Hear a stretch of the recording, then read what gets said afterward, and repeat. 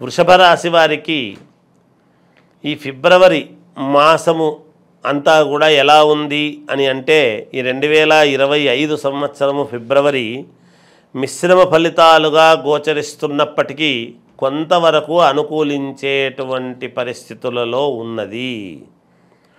బంధుమిత్రులతో అకారణముగా విభేదాలు లాంటివి రావటము కానీ, లేదు మీరు మాట్లాడేటువంటి ప్రతి మాట ఎదటి వాళ్లకు అది ఇంకొక రకంగా అర్థము చేసుకొని మీతో వివాదాలు జరిగేటువంటి పెట్టుకునే విధముగా ఉండబోతున్నారు. ఆరోగ్య విషయములో వైద్యులను సంప్రదించాల్సినటువంటి అవసరము ఉంటుంది. త్వరితగతిన దానికి కావాల్సినటువంటి ఉపశమనం ఎప్పుడైతే చేసుకుంటారో ఏమీ ఇబ్బందులు లేకుండా బయటపడేటువంటి అవకాశం ఉంటుంది గాక. అలాగే వృత్తి ఉద్యోగాలు చేసుకునేటువంటి వాళ్ళు ఊహించని విధముగా స్థానచలనం అనేటువంటిది కలగవచ్చును. అంటే మనం ఊహించలేదు కదా, ఉన్నట్టుండి ఏమిటి మన మీద మనకు ట్రాన్స్ఫర్ వచ్చింది, లేదు అనూహ్యముగా ఏదైనా జరిగేటువంటి పరిణామాలను బట్టి మేమే వెళతాము, ఉండటానికి అవకాశము లేదు, ఇక్కడ ఉండలేని పరిస్థితి కలగటము కానీ, లేదా ప్రమోషను వచ్చి వెళ్ళటము కానీ ఇది ఎలాగైనా తీసుకోవచ్చునుగాక. ఇలాగే తీసుకోవాలి అనేటువంటిది ఉండదు. అందుకని ఉన్నట్టుండి స్థానచలనం అనేటువంటిది కలుగుతుంది గాక. గృహములో ఆకస్మికముగా కొన్ని మార్పులు చేర్పులు చేసుకోవాల్సినటువంటి అవసరము ఉన్నది. తద్వారా కొంత డబ్బు కూడా ఖర్చు పెట్టే పరిస్థితి ఏర్పడుతూ ఉన్నది.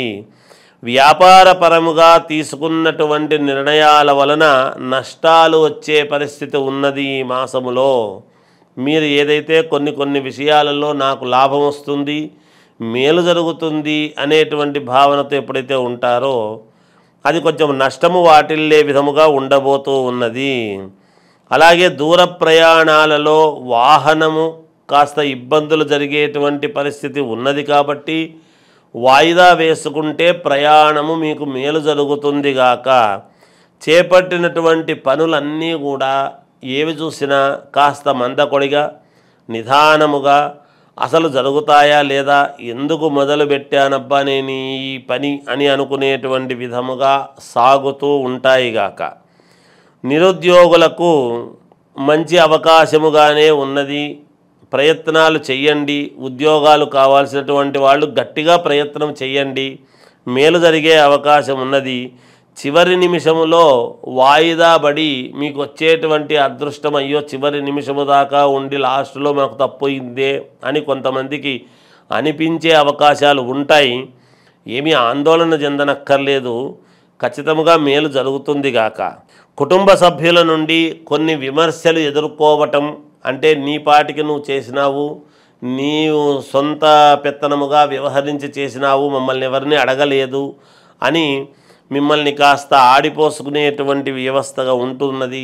అయినా మనస్సుకు బాధ అవుతుంది. పోయిన వాళ్ళే నన్ను అంటున్నారు, నేనేమో కష్టపడి మేలు జరగాలి అని చేశాను, నన్ను అంటున్నారు అనేటువంటి కించిత్ బాధ మీకు కలగవచ్చును. అలాగే మాసాంతమున చిన్ననాటి మిత్రుల నుండి కొన్ని ఆహ్వానాలు అందడం లేదా వాళ్ళను కలవటం లాంటివి జరుగుతాయి. వాళ్లతో పాటు కొన్ని కార్యక్రమాలలో పాల్గొనడము, మానసికమైనటువంటి ఆందోళన పొందడం కూడా కలుగుతాయి గాక. నూతన వస్త్ర ఆభరణాలు కొనుగోలు చేస్తారు. ఏది ఎలా ఉండినా కొత్త ఆభరణాలు వస్త్రాలు కొనుక్కోవడం లాంటివి కూడా ఉన్నాయి.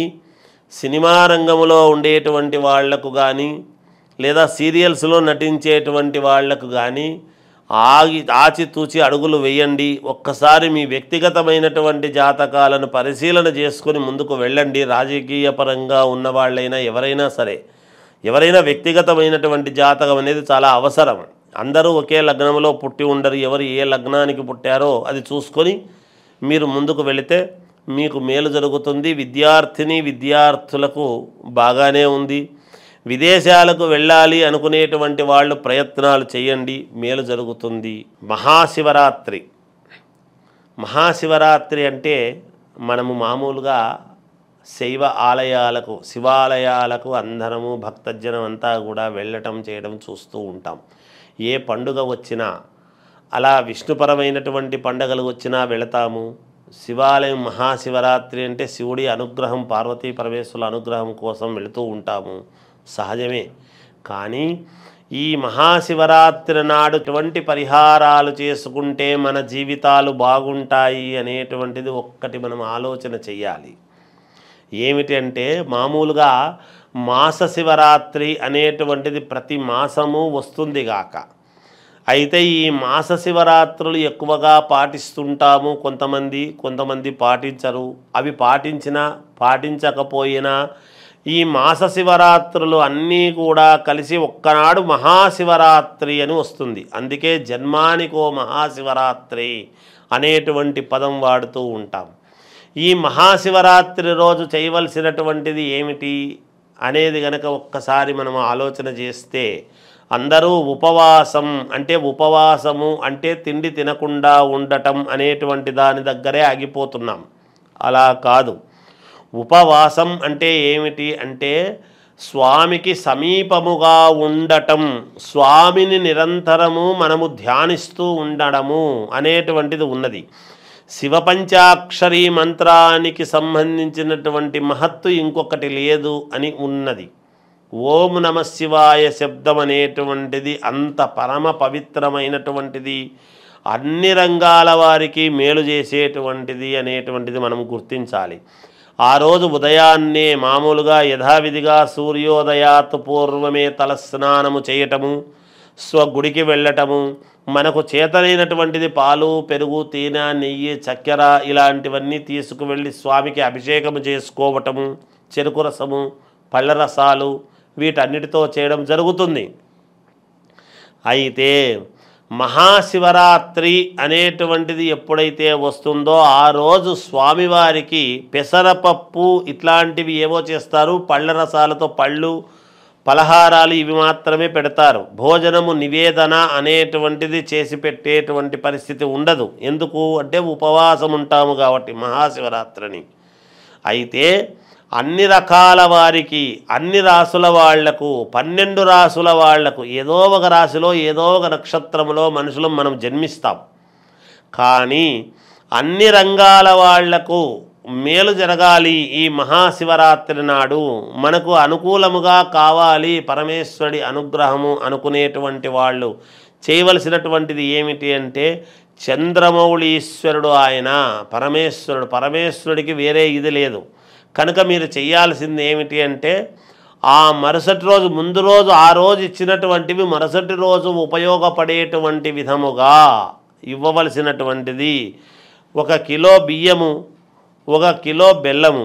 ఈ 2 బియ్యము బెల్లము 2 ఎప్పుడైతే మీరు తీసుకువెళ్ళి దానములాగా ఇస్తారో తప్పకుండా పరమేశ్వరుడు, పార్వతీ పరమేశ్వరుల యొక్క అనుగ్రహము మీకు పరిపూర్ణముగా కలుగుతుంది. ఎందుకు దానాలు ఇవి చేయమంటాము అంటే, ఎప్పుడు ఏది చేస్తే ఫలితమో అది చేస్తేనే ఫలితం. ఉత్తప్పుడు మనం ఏమి చేసినా ఉపయోగం ఉండదు. అంటే చెయ్యకూడదు అని కాదు, రావాల్సినంత ఫలితము రాదు, తక్కువ ఫలితం వస్తుంది. మరి ఎక్కువ ఫలితము రావాలి అన్నప్పుడు ఇలాంటి సందర్భాలలో మనము ప్రవర్తించినప్పుడే కదా మనకు మేలు జరుగుతుంది. అందువలన పళ్ళ రసాలతోనూ అన్నిటితోనూ చేసుకుంటూ ఉంటారు, సహజము. నిజానికి ఆ మరుసటి రోజు మాత్రము పనికొచ్చే విధముగా ఇవి ముందు రోజు గనక దానము చేస్తే మీకు పరిపూర్ణమైనటువంటి మేలు కలుగుతుంది అని తెలియజేస్తూ జయోస్తు.